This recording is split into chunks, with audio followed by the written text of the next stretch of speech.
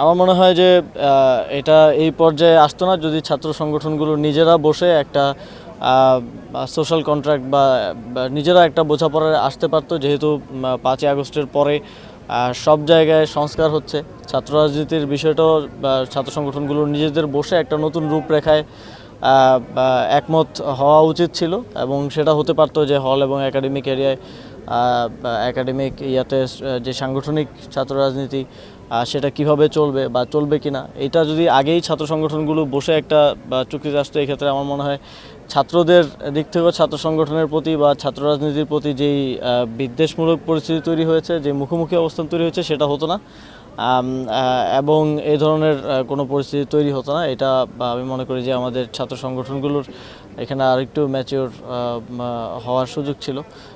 তবে ছাত্র রাজনীতির এখনও যদিও ঢাকা বিশ্ববিদ্যালয় হলগুলোতে ছাত্র রাজনীতি নিষিদ্ধ করেছে, কিন্তু তারপরেও আরও অনেকগুলো বিষয় আছে যেগুলো ডিসপিউটেড। আমি মনে করি এই বিষয়গুলোতে ছাত্র সংগঠনগুলোর নিজেদের বসে একটা শিক্ষার্থীদের দাবি অনুযায়ী শিক্ষার্থী বান্ধব একটা সিদ্ধান্ত নিয়ে ছাত্র রাজনীতি আগামীতে কীভাবে চলবে একটা রূপরেখা প্রণয়ন করে নিজেদের মধ্যে একটা কন্ট্রাক্টের মতো করে 90 আপনারা জানেন যে পরিবেশ পরিষদের মাধ্যমে একটা বোঝাপড়া হয়েছিল, সেরকম একটা বোঝাপড়া হতে পারে এবং তার ভিত্তিতে আগামীতে চলতে পারে।